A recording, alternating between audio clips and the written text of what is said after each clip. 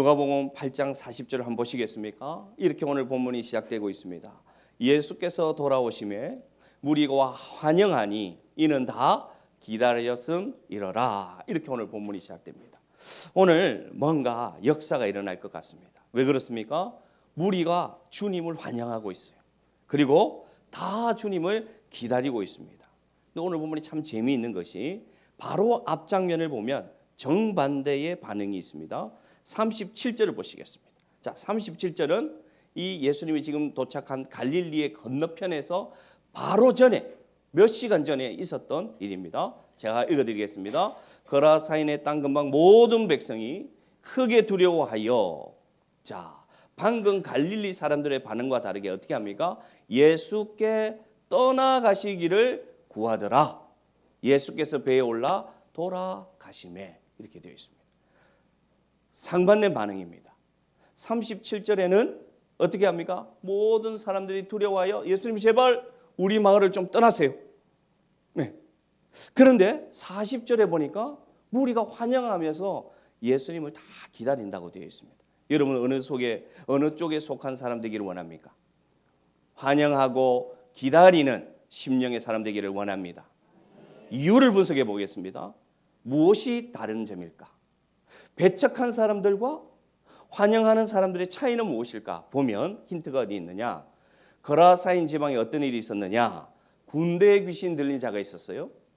옷을 입지 않고 쇠사슬에 묶여서 이 사람이 귀신에 들려서 굉장히 날카롭고 사나운 사람이 있었고요.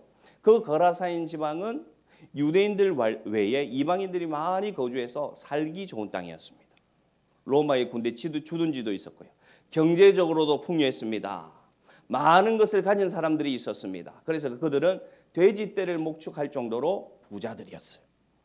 그런데 예수님께서 이 군대 귀신을 쫓아낼 때 군대 귀신이 돼지떼에 들어가서 돼지떼가 몰살하는 일이 일어나자 이들이 어떻게 하느냐? 주님, 제발 우리 마을 좀 떠나가 주세요 라고 배척했습니다. 계획대로 되고 많은 것을 가지고 뜻대로 사라지니까 이들은 세상의 것을 잃어버릴 수 있다는 염려에 누구를 배척합니까? 예수님을 배척합니다. 반대입니다. 자, 갈릴리는 뭐가 다르냐? 왜 주님을 환영하였느냐?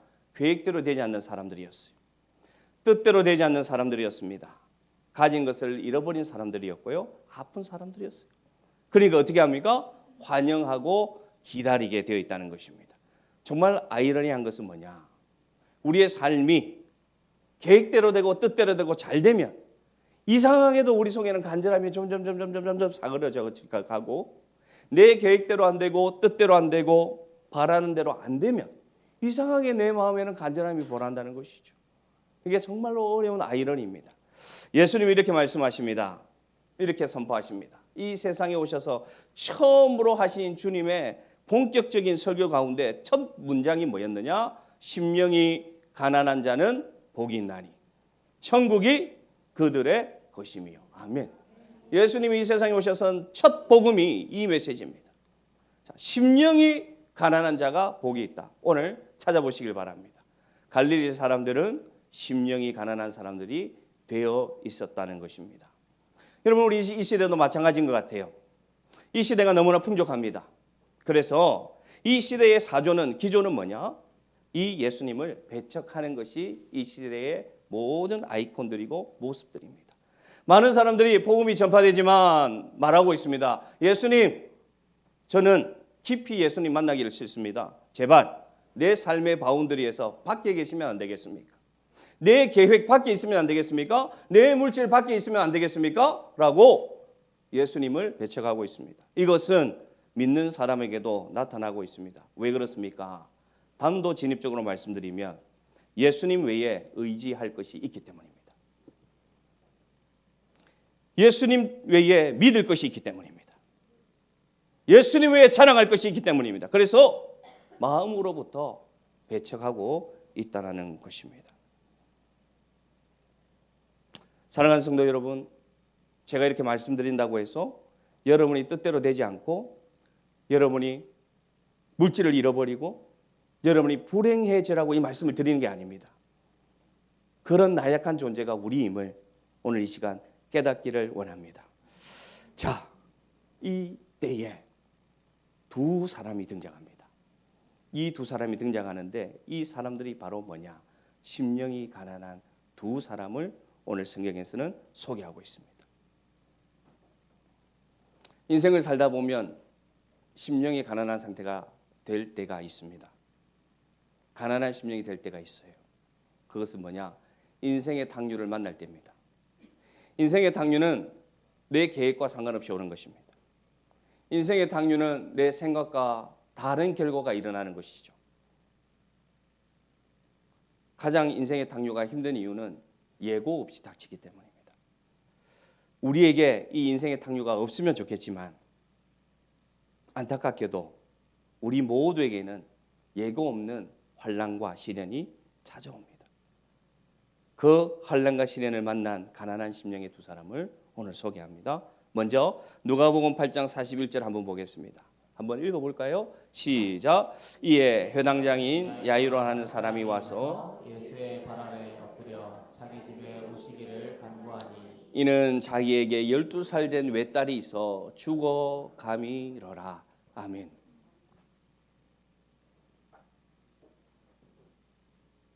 회당장이라고 소개하고 있습니다. 회당장은 그 마을에서 가장 힘이 있는 사람입니다. 능력이 있는 사람이에요. 명예가 있는 사람이에요. 이 사람에게 탕류가 닥쳤습니다. 고난이 닥쳤습니다. 그것은 무엇입니까? 자기의 12살 된 딸이 원인 모를 병에 걸려 죽어가고 있다는 것입니다. 야이로란 이름을 가진 회당장, 성공한 사람, 명예를 가진 사람이 가장 소중한 것을 잃어가는 고통 가운데 있습니다. 성경은 한 명을 더 소개합니다. 누가복음 8장 43절입니다. 제가 읽어드리겠습니다. 이에 12해를 혈류증으로 앓는 중에 아무에게도 고침을 받지 못한 한 여자가 왔습니다. 비교되는 것은 여러분 이름이 없습니다. 야이로라는 회당장의 이름은 있었지만 이 여인은 이름 없는 한 여인입니다. 이 여인은 저주스러운 병인 유출병이라고 불리는 혈루증을 앓고 있습니다. 이 여인은 여러분 아무도 고쳐주지 못했습니다. 모든 소유를 다 잃어버렸습니다. 이 병 때문에. 그래서 이 여인의 탕류는 뭡니까? 해결받지 못하는 인생의 고통이 이 여인의 탕류입니다. 이 두 사람은 여러분 같은 고난 가운데 있습니다. 왜 그렇습니까? 오늘 성경을 보면 굉장히 재미있는 표현이 있습니다. 야이로의 딸이 몇 살입니까? 12살. 이 혈루증의 여인의 아픈 세월이 몇 년입니까? 12년. 10이라는 똑같은 숫자를 왜 여기다 넣어놨는가? 성경은 왜 그냥 딸이라고 소개해도 되고 그냥 오랜 시간 이 유출병을 앓았다고 소개해도 되는데 왜 굳이 10이라는 숫자를 동일하게 넣어놨는가? 우리에게 주는 메시지가 있어요. 뭐냐? 누구나 당하는 고난과 고통은 다르지만 그 강도는 같다라는 의미를 오늘 우리에게 주고 있다는 것입니다. 고통은 비교할 수가 없습니다. 당신 고통은 나한테 비하면 아무것도 아니야. 그건 아주 잘못된 말이죠. 누구나 자신이 받는 고통이, 자신이 받는 고난이, 자신에게 흐르는 탕류가 가장 힘든 법입니다. 그래서 이름을 가졌던, 명예를 가졌던, 성공했던 오늘 12살 딸을 잃어가는 이 아버지의 고통이나 12년을 모든 재산을 다 허비해도 고칠 수 없었던 이 병을 앓고 있는 저주스러운 여인이라고 저주받는 이 여인이나 같은 고난 속에 있는 가난한 심령의 두 사람을 오늘 우리를 만나게 하고 있다는 것입니다. 중요한 것은 뭐냐? 인생의 탕류를 만났을 때 우리 각자의 고통은 다르지만 오늘 주님을 만날 수 있다는 소망을 가지시기를 바랍니다. 이 두 사람이 각자의 자리에 있었던 것이 아니라 놀랍게도 이 두 사람이 오늘 주님을 만납니다. 주님 앞에 나아옵니다. 주님을 찾을 때에 변화가 일어나는 것을 오늘 우리에게 가르쳐 주고 있습니다. 간절한 마음으로 주님 앞에 이들이 나왔습니다. 또 재미있는 장면이 있어요. 이 두 사람을 소개할 때 이 두 사람이 살아가는 형편과 사회적 위치가 달랐다면 또 오늘 성경은 이 두 사람이 예수님 앞에 나오는 모습도 다름을 소개합니다. 한번 볼까요? 8장 41절 보시기 바랍니다. 8장 41절. 회당장인 야이로라는 사람이 와서 어떻게 합니까? 앞에 와서 예수의 발 아래에서 엎드려 자기 집에 오시기를 간구하니, 야이로는 적극적으로 하나님 앞에 나왔습니다. 그리고 주님 앞에 적극적으로 어필합니다. 주님, 내 딸을 고쳐주십시오. 우리 집으로 가주십시오. 그래서 예수의 발 앞에 나와 엎드립니다. 자, 여인은 어떻게 합니까? 44절. 여인은 어떻게 합니까? 예수의 뒤로 와서 그의 옷가에 조금씩 다가가 어떻게 하니? 손을 대니. 달라요. 왜 다를까? 왜 다를까? 회당장 야이로는 주님 앞에 적극적으로 앞에 나아갈 수 있는 그런 형편의 사람이었고요. 이 혈루증 여인은 주님 앞에 나아갈 수 있는 형편이 아니었습니다. 많은 세월 가운데 실패와 좌절을 경험했고, 사람이 두려웠고, 그리고 자기가 가지고 있는 병이 사람들이 저주스러운 병이라고 괄시했기 때문에 이 여인은 용기를 내서 나아간, 최대한 용기를 내서 나아간 게 어디로 갔느냐? 예수님의 뒤로 가서 가장 큰 용기를 낸 모습이 뭐다? 예수님의 옷자락 끝을 잡는 그 용기입니다. 회당장은 어떤 용기냐? 자신의 명예와 자신의 지위를 내려놓고 이 마을에서 가장 덕망이 있는 사람이, 높임 받는 사람이 예수의 발 앞에, 이름 없는 선지자의 발 앞에 어떻게 합니까? 바짝 엎드립니다. 공통점은 뭐냐? 하나님 앞에 나아가서 주님을 찾는 마음이고요. 다른 점은 뭐냐? 여기서 중요한 포인트가 있습니다. 한 사람은 앞에 와서 주님께 구하는 것이고요. 이 여인은 뒤에 가서 예수님의 옷자락을 받는 것이, 잡는 것이 자신에게는 가장 최선이었다는 것입니다. 사랑하는 성도 여러분, 주님 앞에 나아갈 때 여러분의 모습은 다 달라요. 어떤 분들은 적극적으로 주님을 찾고 적극적으로 저에게 기도 제목도 요청하고 그런 분들이 있는 반면에, 어떤 분들은 드러내는 게 부담스럽고 상처가 있어서 그냥 끙끙 앓으면서 주님을 찾는 분들이 있습니다. 그러나 제가 여러분에게 드리고 싶은 말씀은 뭐냐? 여러분이 할 수 있는 최선의 방법으로 주님을 찾으시면 됩니다. 앞에 나와서 엎드리든, 사람들의 눈빛이 두려워서 뒤에 가서 옷자락을 잡던 그 예수님은 동일한 예수님임을 기억하시기를 바랍니다. 여러분이 할 수 있는 간절함으로 주님을 붙잡으시기를 바랍니다. 그것이 시작임을 기억하시기를 바랍니다. 자, 반전이 일어납니다. 여기서 예수님이 느꼈어요. 뭘 느꼈느냐? 자기에게서 능력이 나갔다는 것을 느낍니다. 그래서 45절을 보십시오. 예수님이 이렇게 말씀하십니다. 야이로 이 회당장의 집을 향하여 갈 때 무리들이 다 에워쌌어요. 그래서 막 밀리는 상황입니다. 분주한 상황입니다. 정신없는 상황입니다. 그런데 주님이 멈췄습니다.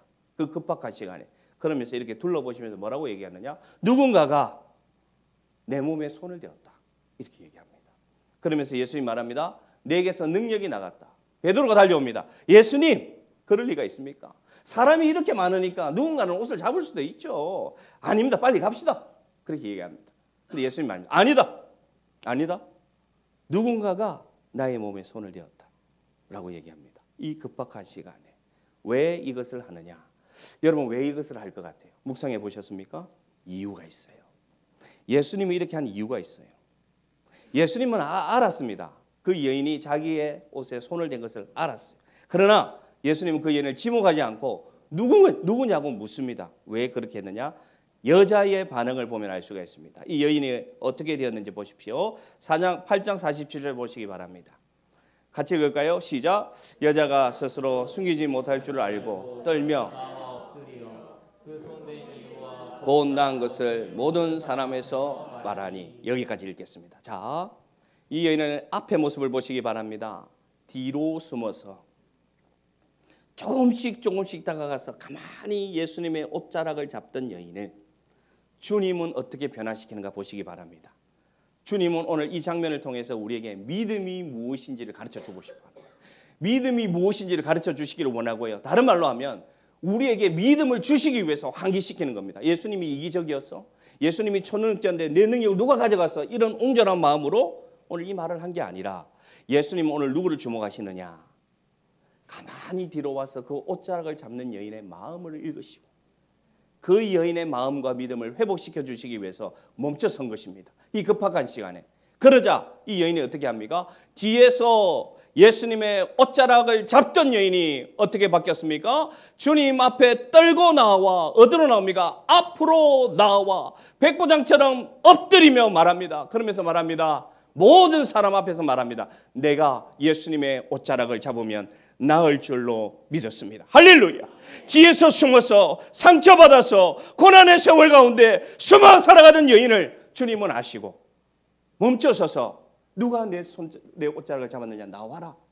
그래서 주님은 모든 사람 앞에 오늘 이 여인을 앞에 나오게 하시며 이 여인의 입을 통하여 예수님은 살아계신 하나님을 드러내게 하시는 놀라운 변화를 주시는 분임을 기억하시기를 바랍니다. 반전의 하나님입니다. 뭘 말씀하시느냐? 여러분, 인간은 어떤 방법으로든 우리를 위축시키고요. 세상은 어떤 방법으로든 비교하게 합니다. 그래서 우리를 뒤에 숨게 하십니다. 여러분 오늘 말씀을 들으시기를 바랍니다. 머뭇거리지 마시길 바랍니다. 여러분의 상황이 어떠하든지 여러분이 생각하는 여러분의 자격이 어떠하든지 여러분 어떤 모습으로 주눅들었든지 어떤 모습으로 자신이 없든지 여러분 절대 여러분을 비관하지 마시기 바랍니다. 왜 그러냐? 여러분이 가진 그 모든 머뭇거림보다 여러분이 가진 그 모든 상처보다 그 나약함보다 예수님의 사랑은 훨씬 크시기 때문에 그 사랑 앞에 나아가시기를 바랍니다. 붙드시기를 바랍니다. 그러면 주님은 주목하여 세워주심을 믿으시기를 바랍니다. 이 여인이 12년이라는 세월을 숨어 살았던 여인이 드디어 자신의 그 상처를 이기고 주님 앞에서는 놀라운 역사를 주님은 이 바쁜 와중에 야이로의 딸이 죽어가는 와중에 멈춰서서 일으키시는 분임을 기억하시기를 바랍니다. 내가 가진 자격지심보다 나를 향한 주님의 사랑은 훨씬 크다. 내가 가진 실패의 상처보다 그 상처를 고치시는 주님의 치료의 능력이 훨씬 크다. 힘을 내시길 바랍니다. 이 여인이 변화되었습니다. 자, 주님 앞에 나아가는 삽니다. 어떤 모습이든 적극적으로 주님 앞에 나가며 사는데 이제 세 번째 장면입니다. 어떤 장면이냐? 또 정말 이해되지 않는 장면입니다. 회당장의 입장에서 이 장면을 보겠습니다. 자, 한시가 급해요. 지금 딸이 죽어가고 있어요. 그냥 아픈 상태가 아닙니다. 죽어가고 있고요. 누가 먼저 나왔습니까? 누가 먼저 고쳐달라고 했습니까? 회당장입니다. 그럼 누구부터 고쳐줘야 됩니까? 딸부터 고쳐줘야죠. 우리는 식당에 가서 띵동 주문했는데 짜장면을 시켰는데 그 짜장면을 직원이 들고 오다가 턴하면서 내 뒤에 온 사람에게 딱 내려놓는 순간 식당을 나가고 싶은 옹졸한 마음이지 않습니까? 인간은 그렇거든요. 저만 그렇습니까? 회당장의 입장에서 보면 자기의 그 귀한 딸이 죽어가는데 이름도 없죠. 혈루증이죠. 진령 밖에 살아야 되는 저주받은 여인이 먼저 고침받아요. 어떨 것 같아요? 어떨 것 같아요? 속천물 나죠. 피눈물 나죠. 지위도 높습니다. 먼저 왔습니다. 그 다음에 여러분 유출병이 중합니까? 죽어가는 딸이 중합니까? 중합니다. 자, 우리의 상식으로 보면 우리의 이성으로 보면 먼저 고침받아야 되는 여인은 딸이에요. 근데 왜 예수님은 질서를 안 지킵니까? 왜 예수님은 왜 우리의 상식을 지키지 않습니까? 왜 예수님은 우리의 기대와 다릅니까? 왜 예수님은 우리의 상식과 다릅니까? 왜 예수님은 내 방식과 다릅니까? 그게 예수님입니다. 사랑하는 성도 여러분, 예수님은 우리의 상식과 달라요. 아멘 하시기 바랍니다. 예수님은 우리의 기대와 다르게 일하시는 분입니다. 예수님은 우리가 원하는 방식대로 일하는 분이 아니에요. 오늘 그 장면을 오늘 우리에게 보여줍니다. 우리는 백부장의 입장에서 생각할 수밖에 없어요. 이 해당장의 입장에서 생각할 수밖에 없어요. 그러나 하나님의 나라는 우리의 상식대로 되는 것이 아니고요. 우리의 뜻대로 우리의 계획대로 되는 것이 하나님의 나라가 아닌 것을 주님은 보여주고자 원하셨다는 것입니다. 그래서 이 가는 길에 야이로의 딸이 아니라 이 혈루증 여인이 먼저 고침을 받습니다. 자, 볼까요? 오늘 본문이 너무 재밌습니다. 8장 48절에 보면 여인을 어떻게 부르는가 한번 봅시다. 이렇게 부릅니다. 예수께서 이르시되 뭐라고 부릅니까? 여인아 합니까? 따라 합니까? 따라! 너무 재밌지 않습니까?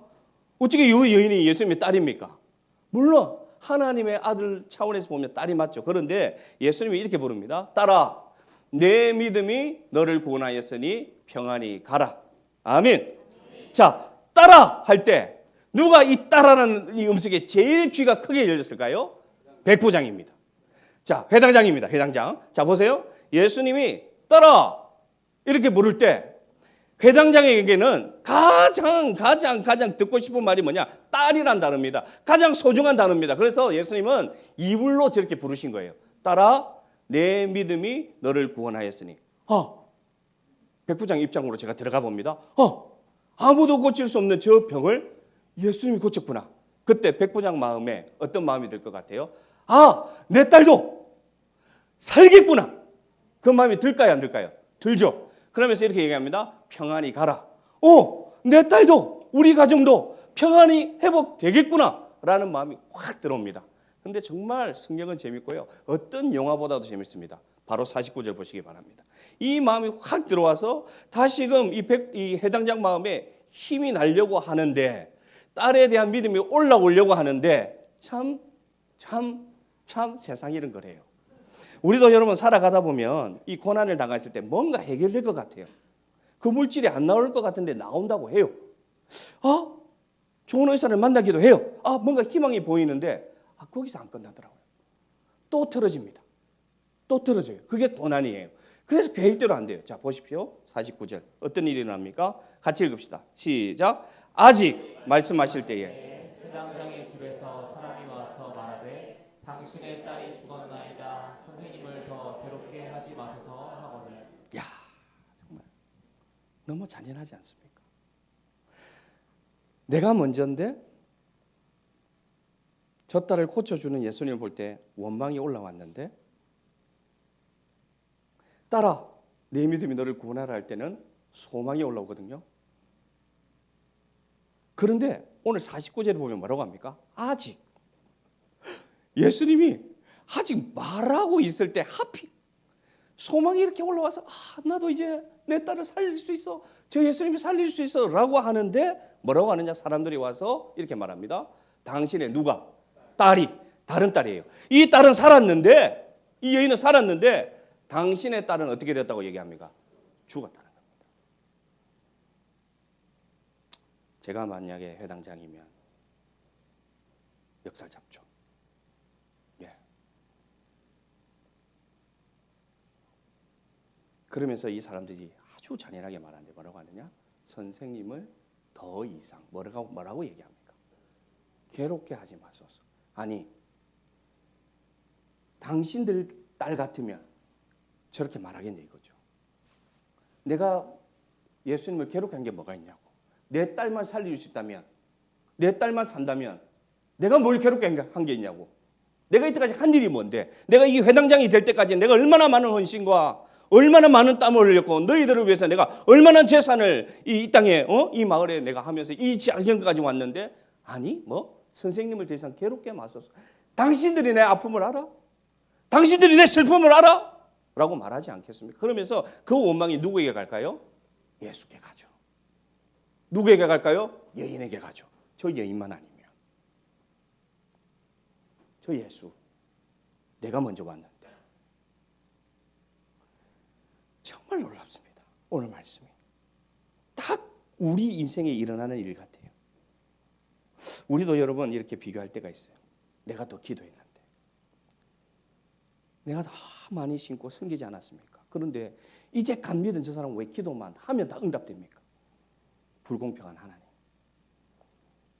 순서도 안 지키는 하나님. 올라오죠. 올라올 수밖에 없죠. 왜냐? 내 고난이 너무 크니까. 이해합니다. 내 아픔이 너무 크니까.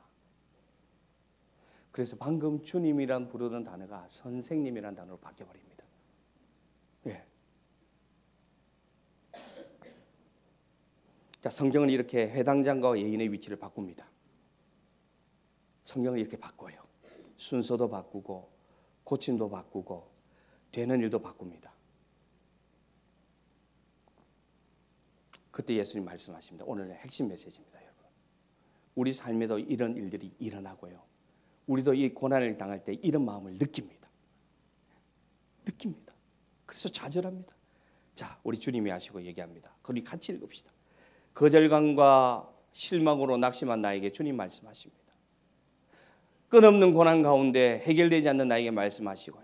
다른 사람과 비교했을 때 너무나 나에게는 차갑게 대하는 예수님이라고 생각하는데 주님이 나에게 이렇게 말씀하십니다.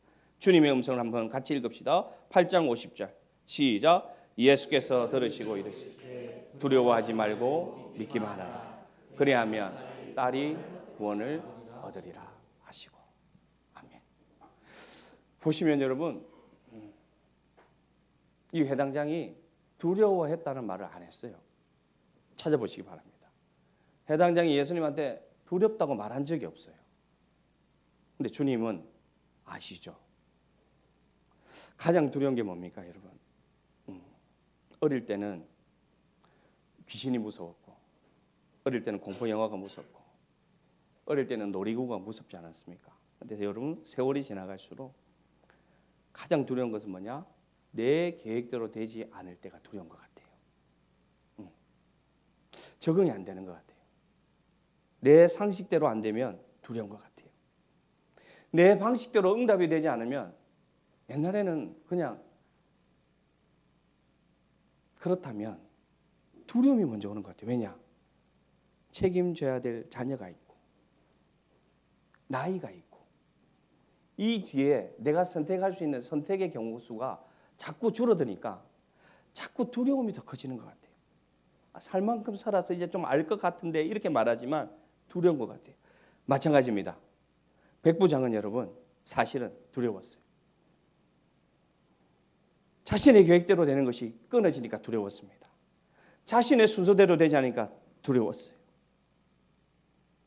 딸아, 내 믿음이 너를 구원할 때는 기뻤지만 당신의 딸은 죽었나이다 말하니까 두려움이 확 몰려오는 거예요. 두려움이 몰려왔어요. 그래서 예수님 말씀하십니다. 그 회당장에게 얘기합니다. 두려워하지 말라. 두려워하지 말고 믿기만 하라. 그리하면 네 딸도 구원을 얻으리라. 아멘. 오늘 이 음성이 여러분에게 들려지기를 원합니다. 두려워하고 있는 여러분에게 이 음성이 들려지기를 원합니다. 두려워하지 말고 믿기만 하라. 나는 너에게 생각하는 계획이 있고 그 사람과 다른 뜻이 있고 그 사람과 다른 응답이 있다. 그러니 너는 너의 방식이 있으니 내가 너를 아니 두려워하지 말라. 아멘으로 받아치기 바라기 바랍니다. 여러분 두려워하지 마시기 바랍니다. 이것을 우리가 극복해야 돼요. 주님 앞에 우리가 나아가기는 나아가요. 그런데 이 응답의 순서가 내 뜻대로 안 되면 다 두려움이 찾아와서 낙심하고 돌아갑니다. 사랑하는 성도 여러분, 회당장 돌아가지 않았어요. 필요 없어요. 예수님 이제 끝났어요. 다 끝났어요. 이제 하고 돌아갈 것 같은데 안 돌아가요. 이게 믿음입니다. 이게 은혜입니다. 내 상식을 내려놓고 계획을 내려놓고 방식과 응답을 내려놓고도 돌아가지 않는 것. 이것을 여러분 꼭 말씀드리고 싶습니다. 여러분에게 돌아가지 마시기 바랍니다. 붙잡으시기를 바랍니다. 자, 두 번째 우리가 극복해야 될 것은 뭐냐? 이 회당장 입장에서 말씀드립니다. 두려움을 극복해야 되고요. 두 번째, 제가 이제 갔어요. 몇 분이 걸리는지 전 잘 모르겠습니다. 아마 가까운 거리였겠죠. 자, 52절에 가니까 이런 상황이 펼쳐집니다. 8장 52절 시작. 모든 사람이 아이를 위하여 울며 통곡하며 예수께서 이르시되 울지 말라 죽은 것이 아니라 하시니.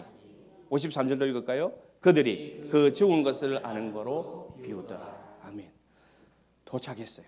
아마 마당이 있고 아마 큰 집이었던 것 같습니다.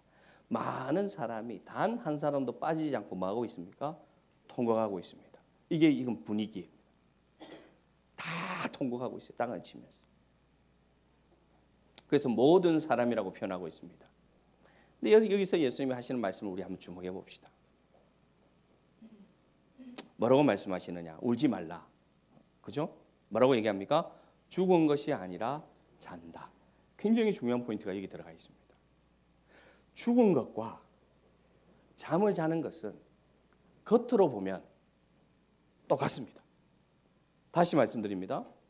죽은 것과 잠을 자는 것은 떨어져 보면 똑같습니다. 맞습니까? 맞습니까? 여기에 메시지가 있어요. 자, 하나님을 알지 못하는 사람들, 예수님을 믿지 못하는 사람들의 눈과 우리의 눈으로 볼 때 되어진 일이라든지 되어진 결과물이라든지 되어진 상황은 눈으로 볼 때 똑같습니다. 그러나 잘 들으시기 바랍니다. 믿음을 가진 사람들이 보는 눈은 뭐냐? 죽은 것이 아니라 자는 것이 되는 것임을 기억하시기를 바랍니다. 주님은 오늘 이것을 오늘 회당장에게 가르쳐 주고 있는 거예요. 이것을 제자들에게 가르쳐 주고 있는 것이에요. 자, 모든 사람이 울고 있다고 했습니다. 모든 사람이 비관하고 있습니다. 모든 사람이 끝났다고 하는데 그것을 죽음이라고 한다면 오늘 단 한 분 예수님은 뭐라고 얘기하느냐? 죽은 것이 아니다.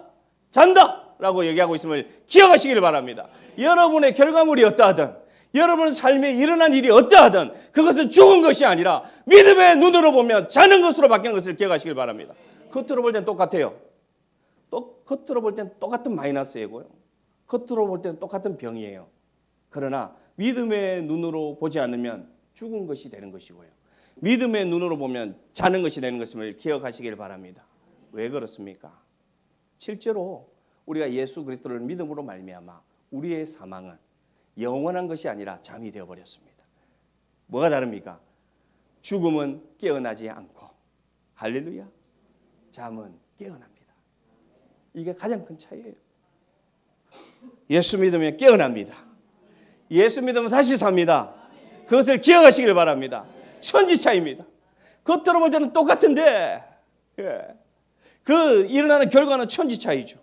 죽음은 영원히 깨지 못하지만 잠은 아침이 되면 깨어납니다. 할렐루야.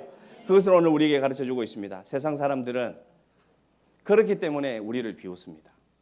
오늘 보시면 53절을 이렇게 얘기합니다. 그들이 그 죽은 것을 알고 그 죽음만 알고, 다른 말로 제가 바꿔드릴게요. 그들은 죽음만을 아니 그래서 예수님을 비웃더라. 아멘. 자, 세상은 여러분 우리를 비웃어요. 왜 우리를 비웃습니까? 그들에게는 사망만 알기 때문입니다. 그들의 결과는 사망이기 때문입니다.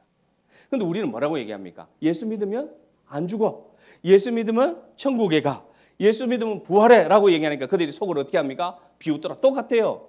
자, 그래서 여러분 죄송하지만 예수 믿는다는 것은 조롱받는 것이 당연합니다. 아멘. 왜 그렇습니까?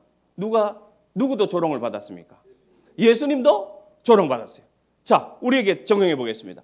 그 위대하신 분, 죽은 자도 살리시고 온갖 병도 다 치료하셨던 바다 위를 걸었던 분도 사람들로부터 조롱받는데 우리라고 조롱 안 받을 게 뭐가 있습니까? 여러분, 세상 사람들이 우리를 비난하고 조롱한다고 해서 주눅 들지 마시길 바랍니다. 왜냐? 우리는 죽음이 잠임을 알기 때문입니다. 할렐루야. 그들은 죽음밖에 보지 못하지만 우리는 죽음이 잠이 되고 다시 깨고 다시 영원한 생명이 있는 것을 우리는 알기 때문에 그들이 조롱하는 것은 당연한 거예요. 아멘. 자, 우리가 뭘 두려워하지 않아야 되느냐? 요즘 우리 그리스도인들이 너무 두려워해요. 세상 가운데서. 자꾸 주눅 들어요. 우리가 뭔가 잘못했다고 생각해요. 물론 잘못한 것들 있습니다. 그러나 여러분 이렇게 한번 생각해 보시기 바랍니다. 내가 믿음을 위해서 살아가는 과정은 부끄러운 것이 아니다. 내가 예수를 위해서 살아가는 과정이 조롱받는다고 해서 그건 부끄러운 것이 아니다. 왜냐? 예수님도 나를 위하여 조롱받으셨다. 그래서 그 조롱받는 것을 당연시 여기시길 바랍니다. 오히려 담대하게 얘기하시길 바랍니다. 당신들이 보는 그 사망은 내가 볼 때는 잠이야. 믿음으로 얘기해 주시기 바랍니다. 그럴 때 그들이 깨달을 줄로 믿습니다. 자, 디모데후서 3장 2절에 가시기 바랍니다. 가보면 이 시대의 모습을 주님 말씀하셨어요. 사람들이 자기를 사랑하며 말세 때를 말합니다. 돈을 사랑하며 자랑하며 교만하며 뭐라고 되어 있습니까? 비방하며. 비방이 이 시대의 모습이에요. 모습. 우리는 좌절하지 말고 사람들의 시선이 어떠하든 나를 향한 손가락질이 어찌하든 내 안에 계신 믿음을 붙잡고 그들도 죽음이 잠으로 보여질 수 있도록 우리가 보여줍시다. 네. 그들에게 우리가 나타냅시다. 우리가 사망을 두려워하지 않는다는 것을 보여줍시다. 사랑으로 보여주시는 저와 여러분 되기를 바랍니다. 이제 결론을 한번 보겠습니다. 이 결론이 어떻게 됩니까? 이 두 사람이 가난한 심령으로 주님 앞에 나왔습니다. 예. 그리고 이 두 사람이 나아갈 때 자신의 최선의 방법으로 한 사람은 앞에서 한 사람은 뒤에서 조심스럽게 그렇게 나왔습니다. 그리고 이 백부장 같은 경우에는 중간에 좌절도 겪고 두려움도 겪고 주님 앞에 나왔습니다. 자, 우리가 당하는 고난의 과정이 이와 같음을 여러분 꼭 기억하십시오. 예. 내 삶에 임한 고난도 이와 같이 우여곡절이 있다. 내 삶의 여정도 힘들다. 어떤 일이 일어날지 모른다. 그러나 오늘 해당 장의 마지막을 한번 보겠습니다. 어떻게 그 마지막이 되는지, 우리에게도 동일한 이 마지막이 있음을 여러분 꼭 기억하십시오. 꼭 기억하십시오.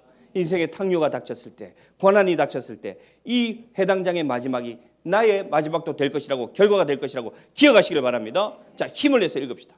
누가복음 8장 54절. 자, 54절 시작. 예수께서 아이의 손을 잡고 불러 이르시되 아이야 일어나라 하시니. 할렐루야, 할렐루야. 자, 주님이 말씀하십니다. 어떻게 합니까? 말씀하신 그대로 저 아이가 죽은 것이 아니라 뭐라고 말씀하셨죠? 잔다. 그래서 예수님이 어떻게 이 아이를 살리십니까? 잠에서 깨우십니다. 자, 잠에서 부모가, 아버지가 딸을 깨우듯이 어떻게 합니까? 살아나라. 뭐 예수님이 손을 얹고 예수 안수하고 그렇게 깨웁니까? 어떻게 아니죠? 어떻게 합니까? 말씀하신 그대로. 예, 죽은 것이 아니라 잔다고 말씀하셨으니 이 야이로의 딸을 살릴 때도 어떻게 살립니까? 손을 잡고 아야 일어나 아침이야. 할렐루야, 할렐루야. 뭘 말씀해 주시느냐? 우리가 아무리 극심한 고난과 사망과 같은 고통을 당해도 주님이 우리를 그 고통에서 구하실 때는 잠에서 깨어나듯 해결해 주신다는 것입니다. 여러분 그것을 경험하시길 바랍니다. 내가 아무리 더 이상 살아갈 수 없는 그런 낙심이 나에게 달려올 때라도 그 고통의 끝에 끝까지 주님을 붙들면, 어떤 모습이든 최선으로 주님을 붙들면 주님은 반드시 우리를 거절하지 않으시고 우리의 손을 잡아주심을 기억하시기를 바랍니다. 주님은 우리의 손을 잡아주십니다. 우리의 손을 놓지 않습니다. 기억하시기를 바랍니다.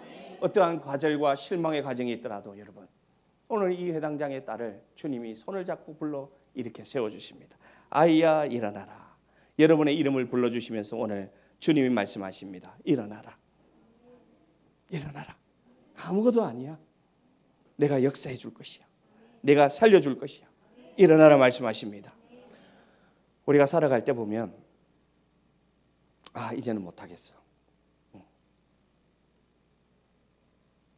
이제는 더 이상 못하겠어. 이런 순간이 올 때도 있어요. 근데 여러분 그때 시동이 탁 꺼지죠.